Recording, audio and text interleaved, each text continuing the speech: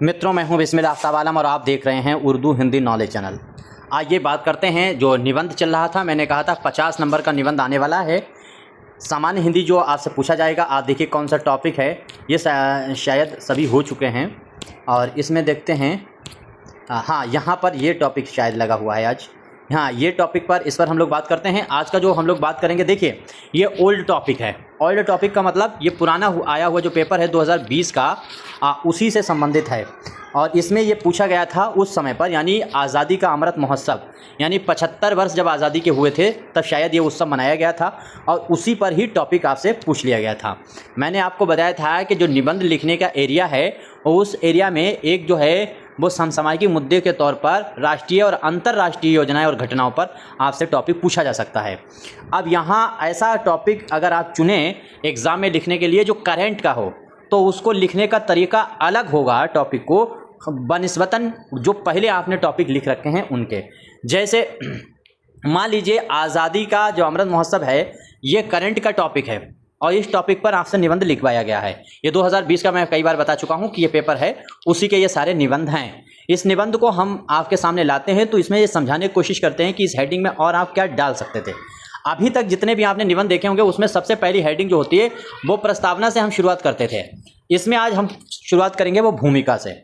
देखिए, जो बहुत ओल्ड, अगर बहुत पुराना ऐतिहासिक कोई टॉपिक दिया जाए तब उसमें प्रस्तावना की जगह पर हमारा अपना नज़रिया है कि आपको भूमिका जो है वो लिखना चाहिए पहली हेडिंग। और अगर बहुत नया टॉपिक है तब भी आपको भूमिका वाली पहली हेडिंग डालना है। बाकी बीच के ये सामान्य है कि जैसे जनगणना है, जनसंख्या है, महंगाई की है, टेलीविज़न है, कंप्यूटर है, एआई है, इस तरीके के अगर टॉपिक आते हैं तो फिर आपको जो है वो प्रस्तावना से आप शुरू कर सकते हैं। इतनी बात समझ गए होंगे, उम्मीद करता हूँ चीज़ें आपके समझ में आई होंगी। अब इसके लिए आपको हम एक बात और नई बताते चलें, यहीं पर शुरू में ही तमाम काम की चीज़ें होती हैं। आपको कक्षा 12 उत्तर प्रदेश जो बोर्ड है उसका और हाई स्कूल, ये दोनों ख़ास तौर से हाई स्कूल, यानी हाई स्कूल का जो है वो मॉडल पेपर आपको ख़रीद लेना है। चाहे विद्या का खरीद लीजिए, चाहे जो है वो ख़रीद लीजिए मास्टरमाइंड का, चित्रा वालों का खरीद लीजिए। मेरा अपना खास सजेशन ये है कि आप जो है वो मॉडल जो इस्तेमाल करें वो इस्तेमाल करें मास्टरमाइंड का। तो उसमें आपको जो है बहुत सारे निबंध आपकी एरिया वाले तो नहीं मिलेंगे, लेकिन उनको पढ़ने का एक मोटा मोटा नज़रिया और टाइप आपको मिल जाएगा कि इस टाइप से हम लिख सकते हैं। दूसरी चीज़, तत्सम आपसे 5 क्वेश्चन तत्सम हैं, तद्भव हैं, इनसे जो पूछे जाते हैं, पर्यायवाची हैं, संधियां हैं, अलंकार हैं, इनसे प्रश्न बन सकते हैं 1-1 नंबर के लिए। वो सारी चीज़ जो है उस मॉडल से आपकी क्लियर हो जाएगी। उसके बावजूद देखिए, पूरी किताब पढ़ने का आपके पास टाइम नहीं है, लेकिन मॉडल अगर कोई पढ़ने वाला बच्चा है तो 10 से 15 दिन में उस मॉडल को पढ़ सकता है। रट तो नहीं सकता, लेकिन पढ़ तो 15 दिन में खूब अच्छे से सकता है। तो आप उसको खरीद लीजिए, या फिर जो अपने नोट्स हैं मतलब जो है वो उर्दू हिंदी नॉलेज की तरफ से बनाए, चाहे वो उर्दू सब्जेक्ट के हों और चाहे हिंदी सब्जेक्ट हों, उनको मंगा सकते हैं इस नंबर पर कॉन्टैक्ट करके। आइए अब बात करते हैं। वीडियो अच्छी लगे तो लाइक करना, वरना डिसलाइक कर देना। देखिए, भूमिका में सबसे पहले आप देखिए, भूमिका क्या है? आज़ादी का अमृत महोत्सव है, इसका मतलब आज़ादी का पहले बैकग्राउंड आपको खींचना है, नक्शा खींचना है। तो भारत का स्वतंत्रता संग्राम विश्व इतिहास के सबसे लंबे, व्यापक और जन आधारित आंदोलनों में से एक है। क्यों है लंबा और व्यापक? काहे है जन आंदोलन? मतलब देश भारत जो है वो काफ़ी समय में क्यों आज़ाद हो पाया? क्योंकि यहाँ की लिटरेसी उस टाइम पर बहुत कम थी, शिक्षा।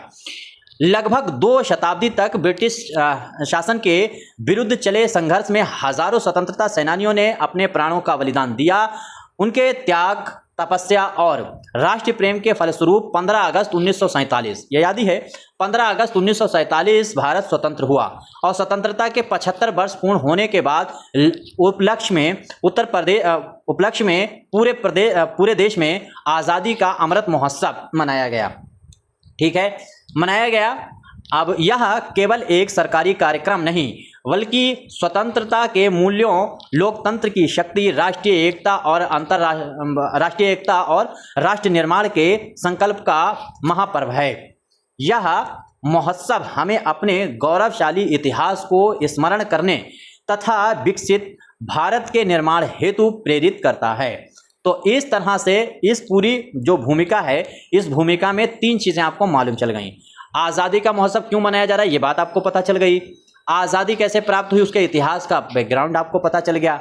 और इसका मकसद यानी इसके उद्देश्य क्या है, ये पता चल गया। और यही 3 चीज़ें आप जो है वो कोई करंट का मुद्दा हो उस पर अगर निबंध आता है तो 3 चीज़ें भूमिका में डाल दीजिए। आपको मालूम होना चाहिए मनाया काहे जा रहा है, उद्देश्य इसका क्या है और इसका इतिहास क्या है। इन 3 चीज़ों को अगर डालेंगे तो आपका ऑटोमेटिक भूमिका या प्रस्तावना बहुत इफेक्टिव होने वाली है। आगे देखिए, अब अगली हेडिंग है आज़ादी का अमृत महोत्सव अर्थ। तो अमृत महोत्सव जो है, आज़ादी का अमृत महोत्सव अर्थ जो है, इसका क्या होने वाला है। अमृत का अर्थ आपको मालूम ही है, अमृत प्रदान करने वाला, तथा महोत्सव का अर्थ क्या होता है, महान उत्सव। इस प्रकार आज़ादी का अमृत महोत्सव स्वतंत्रता के उन अमूल्य आदर्शों का उत्सव है जो भारत को लोकतंत्र, समानता, न्याय, स्वतंत्रता और बंधुत्व के मार्ग पर आगे बढ़ाते हैं। यह महोत्सव केवल अतीत का स्मरण नहीं बल्कि वर्तमान की उपलब्धियों का उत्सव और भविष्य के भारत के निर्माण का संकल्प भी है। तो ठीक है, अब यह आज़ादी का जो महोत्सव मनाया जा रहा है, इसका जो उद्देश्य है, उस उद्देश्य को इन्होंने जो है वो लिख दिया है इसके अंदर। तो ये आप चीज़ क्लियर तरीके से समझ गए होंगे। अब राष्ट्रीय भूमिका, ये आपको मालूम ही है। ऐतिहासिक भूमिका जो है वो पृष्ठभूमि क्या है, वो चीज़ आप देख लीजिएगा। तो इसमें आप चीज़ें बहुत सारी डाल सकते हैं, खासतौर से 1857 से आप शुरू करेंगे और मोटा मोटा पूरा इतिहास एक तरह से इसमें डालते हुए चले जाएंगे, कहानी को क्रमबद्ध बनाकर। ठीक है, ये चीज़ आप देखते चले जाएंगे, सारे आंदोलन इसके अंदर पढ़ते चले जाएंगे। 1900, अगर ज़्यादा लंबा आपको लगता है तो 1900 से लेकर के 1947 तक के जो आंदोलन हैं उनको इसमें शामिल कर दीजिए इसके इतिहास में। इस तरह से ये पूरी चीज़ें लिखी जा सकती हैं, इनमें कौन कौन लोग शामिल रहे। ठीक है, उन क्रांतिकारियों के नाम भी यहाँ पर दे दिए गए हैं। चंद्रशेखर आज़ाद हैं, सुभाष चंद्र बोस हैं, अशफाक उल्लाह खान हैं, रामप्रसाद बिस्मिल हैं, ठाकुर रोशन सिंह हैं, मतलब और हज़ारों हैं जिनका नाम यहाँ पर डाला था। अब उद्देश्य इसका देखिए, वही जो भूमिका में 3 चीज़ें लिखी गई थी, उन्हीं तीनों का अब जो है वो खंडन कर दिया गया है। या आप चीज़ समझ में आ गई होगी कि कोई निबंध आप लिखने बैठें तो प्रस्तावना में जो 3 चीज़ें डालेंगे, पहले उनका स्टेप बाय खंडन करते चले जाएँ। 50 नंबर का आपको मालूम है कि निबंध आने वाला है, तो 50 नंबर में सबसे बड़ी बात है कि निबंध की प्रैक्टिस कीजिए। यानी 100 नंबर की हिंदी आएगी, उसमें 50 तो अकेले निबंध से है। निबंध खूब अच्छे से तैयार कर लीजिए और अपठित जो गद्यांश होगा वहाँ से जो है 20 नंबर आने वाले हैं, तो 70 नंबर का खेल यहीं पर हो जाएगा। तो इसको ज़रूर याद कर लीजिए। ठीक है, उम्मीद करता हूं अब इसमें भी देख लीजिए। इसका उद्देश्य हम लोग ऊपर बात कर ही चुके हैं पैराग्राफ में, हम ज़्यादा पढ़ेंगे नहीं, हम चीज़ें समझाते हुए चलते हैं, आप खुद भी पढ़ सकते हैं। बाकी जिनके पास नोट्स हैं उनमें ये सारी चीज़ें तो मिलेगी, लेकिन जो एरिया दिया गया है सिलेबस में वो सारे कम से कम, हमारा अपना उद्देश्य है कम से कम 20 से ज़्यादा जो है वो निबंध आपको तैयार करवा दिए जाएँ, और एक निबंध आराम से उस पर आपके फंस जाएगा और लिख देंगे। वैसे पहले ये जो 6 दिए गए हैं पिछले पेपर में, यही इंपॉर्टेंट है। अब महोत्सव में देखिए जो है वो सबसे बड़ी बात, जैसे कोई नया करंट जो मुद्दा हो उस पर अगर निबंध आता है तो सबसे पहले एक चीज़ देखिए कि उसके स्तंभ जो हैं वो क्या हैं, उसमें पंच क्या है, मतलब ऐसा जो है ये उसके मूलभूत चीज़ है उसके अंदर, वो आपको बताना ज़्यादा ज़रूरी है। तो आज़ादी का अमृत महोत्सव 5 मुख्य स्तंभ बताए गए हैं इसमें। स्वतंत्रता संग्राम, विचार, उपलब्धि, कार्य, संकल्प, ये 5 जो हैं वो स्तंभ बताए गए हैं। ठीक है, भारतीय इतिहास यात्रा वर्तमान उपलब्धियों तथा भविष्य की विकास यात्रा का प्रतिनिधित्व करते हैं। ठीक है, क्लियर हो गया। आगे देखिए, स्वतंत्रता सेनानियों का अमूल्य योगदान। तो इनका योगदान आप देख सकते हैं क्या क्या योगदान है, इसको एक बार देख लीजिएगा ताकि इसमें नाम जो है वो आपको एक बार लिख लेना चाहिए अलग से। और 2 चीज़ें, अगर कोई ऐसा निबंध है जिसमें थॉट्स ज़्यादा हैं तो उसमें आपको क्या करना है, सबसे पहले हेडिंग मान लीजिए 15 अगर दी गई तो पहले हेडिंग सब लिख लें और फिर उसके अंदर जो इंपॉर्टेंट चीज़ें उससे रिलेटेड हैं वो एक कागज़ पे लिख लें। निबंध पूरा ना लिखें, पूरा निबंध इसीलिए आप लिखेंगे पूरा निबंध तो आप फिर प्रैक्टिस करने के लिए लिखिए, नोट्स बनाने के लिए पूरा निबंध बिल्कुल ना लिखिए। इसीलिए नोट्स हमने तो ऑलरेडी तैयार करा ही दिए हैं ताकि आप पर मेहनत ना पड़े और आप रट लें और प्रैक्टिस कर सकें अपने दिमाग से। अब इसमें इतिहास में देखोगे तो भारत की स्वतंत्रता किसी एक नेता अथवा संगठन के परिणाम नहीं है, मतलब जो है एक संगठन की वजह से नहीं, बल्कि इसमें क्या हुआ, इसमें किसानों, मजदूरों, महिलाओं, विद्यार्थी, सैनिक, आदिवासी तथा सामान्य नागरिकों को, अब यहाँ पर हिंदू, मुसलमान, सिख, ईसाई, बौद्ध, जैन, वो नाम भी ऐड किए जा सकते थे। आगे देखिए, अब इसमें महापुरुषों में जिन्होंने योगदान दिया, जिसमें लक्ष्मीबाई, बेगम हजरत महल, बिरसा मुंडा, सरदार वल्लभ भाई पटेल, मौलाना अबुल कलाम आज़ाद, मोहम्मद अली जौहर, हसरत मोहानी, ये लोग जो जेल रहे। आपको मालूम होना मौलाना अबुल कलाम आज़ाद भारत के पहले शिक्षा मंत्री रहे और इनके मतलब ये था कि हर तीसरा दिन जेल में गुजरा है, यानी ये मुसलसल पूरे 28 साल के आसपास ये जेल में ही पड़े रहे। 7 साल के लिए, 9 साल के लिए, इस तरह से। तो मौलाना मोहम्मद अली जौहर, फिर शौकत अली, फिर इसके बाद में मखदूम मोइनुद्दीन जो कई बार जेल गए, कम्युनिस्ट पार्टी के थे। सरोजनी नायडू हैं, इन्होंने भूमिका निभाई लेकिन जेल नहीं है। आगे उषा मेहता हैं, और आगे अरुणा हैं, साथ साथ में आसिफ अली हैं। जैसे अनेक महापुरुषों और महिलाओं ने अपने त्याग एवं एहसास से स्वतंत्रता आंदोलन को नई दिशा प्रदान की। उनका जीवन आज भी राष्ट्रभक्ति की प्रेरणा देता है। तो इस तरह से आपको याद रहेगा। अब ये देखिए हेडिंग अगर आपको मालूम है तो उसके अंदर 10-5 लाइनें तो लिख ही दोगे, हेडिंग ज़रूर रटिएगा। देखिए स्वतंत्र भारत की उपलब्धियाँ। तो अब स्वतंत्र भारत की उपलब्धियाँ क्या है? स्वतंत्रता प्राप्ति के बाद भारत ने अनेक क्षेत्रों में उल्लेखनीय प्रगति की है।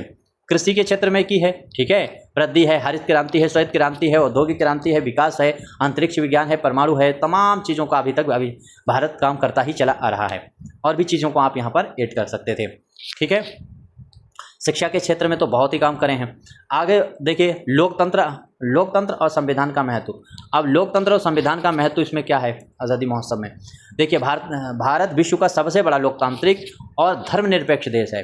भारत कैसा देश है? धर्मनिरपेक्ष देश है, ठीक है। यानी यहाँ पर कोई भी धर्म राष्ट्र का अपने मतलब संवैधानिक तौर पर कोई खास एक धर्म को नहीं मानेंगे, सारे धर्म अपने अपने हिसाब से स्वतंत्रता दी गई, इसीलिए राष्ट्र का अपना कोई धर्म नहीं, ठीक है। संविधान के प्रत्येक नागरिक को समान अधिकार, स्वतंत्रता, वही जो चीज़ें संविधान में देते हैं, नियमित चुनाव है और न्यायपालिका है, संघीय व्यवस्था है, नगर पालिका है, पंचायती व्यवस्था है, ये सब चीज़ें यहाँ पर बंदोबस्त है। तो ये सारी चीज़ें यहाँ पर डाली जा सकती हैं, ठीक है। देख लिए राष्ट्रीय एकता और संस्कृति की विविधता। तो राष्ट्रीय जो एकता है और संस्कृति है उसमें विविधता के होने के बावजूद एकता है। तो यहाँ पर दूसरी हेडिंग ऐसे भी डाल सकते थे कि विविधता में एकता, ऐसे भी हेडिंग आ सकती है। तो इसमें देख लीजिए क्या है, भारत अनेक भाषाओं, धर्म, संस्कृतियों और परंपराओं का देश है, विविधता में एकता। भारत देखिए वही आएगा, भारत की सबसे बड़ी शक्ति है। आज़ादी का अमृत महोत्सव इस सांस्कृतिक समन्वय को और अधिक मजबूत करता है तथा सभी नागरिकों को राष्ट्रीय एकता के सूत्र में बांधने का कार्य करता है, ठीक है। अब युवाओं की भूमिका देख लीजिए। तो युवाओं की भूमिका चाहो तो इसमें डाल सकते थे हेडिंग, चाहो तो नहीं डाल सकते हैं। अब ये देख लिए भारत विश्व के सबसे युवा देशों में से एक है। राष्ट्रीय प्रगति में युवाओं की भूमिका अत्यंत महत्वपूर्ण है। शिक्षा, विज्ञान, नवाचार, स्टार्टअप, सामाजिक सेवा तथा तकनीकी विकास के माध्यम से युवा भारत को विकसित राष्ट्र बनाने में महत्वपूर्ण योगदान दे सकते हैं। यह महोत्सव युवाओं को आत्मविश्वास, नेतृत्व तथा राष्ट्र सेवा के लिए प्रेरित करता है। आज थोड़ा सा हम बिजी हैं, आपको मालूम होगा आज हमारा जन्मदिन है। 2 अगस्त को हमारी पैदाइश हुई थी 1995 में। तो अब आज जन्मदिन है तो हम थोड़ा सा जल्दी करते हैं, टाइम थोड़ा कम है, कुछ काम है मेरे पास। तो आत्मनिर्भर भारत और अमृतकाल। आज़ादी का अमृत महोत्सव आत्मनिर्भर भारत की भावनाओं की भी शक्ति सशक्त बनाता है। स्थानीय उत्पादों को बढ़ावा देना, स्वदेशी उपयोग का विकास करना, रोजगार के नए अवसर सृजित करना तथा नवाचार को प्रोत्साहित करना विकसित भारत की दिशा में महत्वपूर्ण कदम है। आत्मनिर्भर आर्थिक विकास के साथ साथ राष्ट्रीय आत्मविश्वास को भी मजबूत करती है। आगे नागरिकों के कर्तव्य। अब अपना देश जो भी है, राष्ट्र है, उसके प्रति कर्तव्य तो हर जगह ही होना चाहिए। तो वो जो कर्तव्य हैं वो यहाँ पर आप डाल सकते हैं, वो तो आपको मालूम है। शिक्षा, विज्ञान और नवाचार। तो शिक्षा, विज्ञान और नवाचार देखिए इनमें महोत्सव का क्या मतलब है? तो किसी भी राष्ट्र का विकास शिक्षा और विज्ञान पर आधारित होता है। नई शिक्षा नीति, आपको मालूम है नई शिक्षा नीति 13 जुलाई 2020 को जो लाई गई है।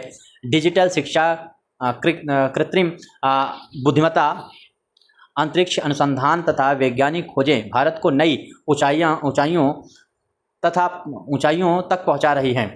शिक्षित और जागरूक नागरिक की राष्ट्र की वास्तविक शक्ति होते हैं। इसीलिए महोत्सव का उद्देश्य ज्ञान, अनुसंधान और नवाचार को बढ़ावा देना भी है। आगे विकसित भारत का संकल्प। अब ये विकसित भारत का संकल्प यानी ये सबसे बड़ा आज़ादी महोत्सव में चीज़ है अहम। तो आज़ादी का देखिए ये आएगा नहीं टॉपिक, लेकिन आप चीज़ें समझ सकते हैं कि हेडिंग किस तरीके से डाल करके बात बना सकते हैं। आज़ादी का अमृत महोत्सव केवल अतीत का उत्सव नहीं बल्कि भविष्य का संकल्प है, ठीक है। विकसित भारत का अर्थ केवल आर्थिक प्रगति नहीं बल्कि सामाजिक न्याय, लैंगिक समानता, पर्यावरण संरक्षण, तकनीकी आत्मनिर्भरता, गुणवत्तापूर्ण शिक्षा तथा सभी के लिए सम्मानजनक जीवन सुनिश्चित करना भी है। अब सम्मानजनक सुरक्षित जीवन तो है, एक समान काम के लिए एक समान वेतन, आपने सुना होगा, ये अपने संविधान में है। बहुत सारी चीज़ें हैं, कमियां भी हैं जिनको नेताओं ने पाल पोस के बड़ा किया है। तो ये बहुत बड़ी गलती है। अब समान वेतन के लिए, समान काम के लिए समान वेतन होना चाहिए। तो आपने देखा होगा कि एक टीचर है, पता चला जो गवर्नमेंट है उसको 1 लाख रुपए, 70,000 80,000 रुपये सैलरी दी जा रही, उतने ही घंटे एक संविदा वाले को पढ़वाया जा रहा है, उसे 15,000 18,000 20,000 रुपये सैलरी दी जा रही, जबकि काम दोनों से लिया जा रहा है बराबर, बल्कि संविदा वाले से और ज़्यादा लिया जा रहा काम। तो ये कमियाँ भी हैं, तो उनके लिए लगातार फिर कोर्ट कचहरी होते रहते हैं। तो ये सारी चीज़ें हैं। सबसे पहली बात यह है कि जब तक ये सब बातें ही बातें रहेंगी, इनका कोई फ़ायदा नहीं होने वाला। जब तक चुनाव प्रक्रिया और अपने चुनाव में, चुनाव मतलब नेता चुनते टाइम आप धर्म जात ये चीज़ें देखेंगे। हम तो वोट ही नहीं देते हैं, हम उस नेता को वोट देंगे जब नेता, हम कैंडिडेट जो है वो हमसे ज़्यादा पढ़ा लिखा उतारा जाएगा। अगर हमसे ज़्यादा पढ़ा लिखा कैंडिडेट नहीं किसी सरकार के पास है, किसी भी पार्टी के पास, तो हम किसी भी पार्टी को वोट ही नहीं देंगे। ना तो हम धर्म पे देते हैं, ना जात पे देते हैं, हम इसीलिए वोट नहीं देते हैं। सीधा हम कह रहे हैं वोट ही नहीं देते हैं, नोटा दबाते हैं, बात खत्म। क्योंकि यार कम से कम मास्टर तो होना ही चाहिए, आपका एमएलए, आपका सांसद, आपका विधायक, उतना भी नहीं। तो ये सारी चीज़ें हैं। खैर, ये राजनीतिक मुद्दा है और इन पर विचार होना चाहिए। तो ये बात समझ गए होंगे, यहाँ प्रत्येक नागरिक की सक्रिय भागीदारी से ही यह लक्ष्य प्राप्त किया जा सकता है। ठीक है, तो अब लक्ष्य प्राप्त किया जा सकता है किसकी भागीदारी से, आप यही देख लीजिए कि जो है प्रत्येक नागरिक की भागीदारी से। अब कहा जा रहा है तेल बचाओ, गाड़ियाँ कम चलाओ, लेकिन जो लोग कह रहे हैं, आपने कभी सोचा है कि वो तेल कितना खर्चा करते हैं? 90 100 गाड़ियाँ लेकर के चलते हैं। छोटे नेता जो होते हैं मोहल्ले के, वो भी 3 4 गाड़ियाँ लेकर के चल रहे हैं। तो निष्कर्ष देखिए, अब इसका निष्कर्ष में हमने आपको बताया था कि वही मोटी मोटी चीज़ें उसी की तरह होना चाहिए जैसे आपने ऊपर भूमिका में लिखी। तो आज़ादी का अमृत महोत्सव भारत की गौरवशाली स्वतंत्रता यात्रा का स्मरण कराते हुए हमें यह प्रेरणा देता है कि स्वतंत्रता केवल विरासत नहीं, इसे हम सही से पढ़े देते हैं, क्योंकि पहला वाला हेडिंग और आखिरी वाली हेडिंग आपको सही से पता होनी चाहिए, बल्कि सतत जिम्मेदारी है हमें अपने स्वतंत्रता सेनानियों के त्याग को स्मरण रखते हुए संविधान के आदर्शों का पालन करना चाहिए तथा राष्ट्र की एकता, अखंडता और विकास के लिए निरंतर कार्य करना चाहिए। यदि प्रत्येक भारतीय ईमानदारी, अनुशासन, परिश्रम और राष्ट्र प्रेम के साथ अपने कर्तव्यों का निर्वहन करे तो भारत निश्चित ही एक विकसित, समृद्ध, आत्मनिर्भर और विश्व गुरु राष्ट्र के रूप में स्थापित होगा। यही आज़ादी के अमृत महोत्सव का वास्तविक संदेश और उद्देश्य है। आगे देखिए, आज़ादी का अमृत महोत्सव केवल स्वतंत्रता की 75वीं वर्षगांठ का उत्सव नहीं, बल्कि उन महान आदर्शों का अभिनंदन है जिन्होंने भारत को लोकतंत्र, विविधता, समरसता और प्रगति के पथ पर अग्रसर किया। यह प्रत्येक भारतीय के लिए आत्मगौरव, कृतज्ञता और राष्ट्र सेवा का पावन अवसर है। तो इस तरह से ये टॉपिक पूरा हुआ। ठीक है, अब आपका कोई सुझाव हो कमेंट करके ज़रूर दीजिएगा। स्क्रीन पर जो नंबर आपको दिखता है उस पर कांटेक्ट कर सकते हैं। और अगर नई टीजीटी पीजीटी उर्दू सब्जेक्ट की आप तैयारी कर रहे हैं तो फिर जो है वो आप अपनी किताब जो स्क्रीन पर दिख रही शाहीन, इसको मंगा सकते हैं। ठीक है, कल हम लोग बात करेंगे कोई नए टॉपिक पर। देखिए, इस पर हम लोग बात करेंगे नागरिक निजता, अधिकार, मूल्य एवं महत्व। कोशिश करेंगे इस पर बात कर लें और ये 6 के 6 टॉपिक हम लोग पूरे कर लेंगे। बाकी जो नोट्स में दिए गए हैं वहाँ से तैयार कर लीजिएगा। ठीक है, धन्यवाद।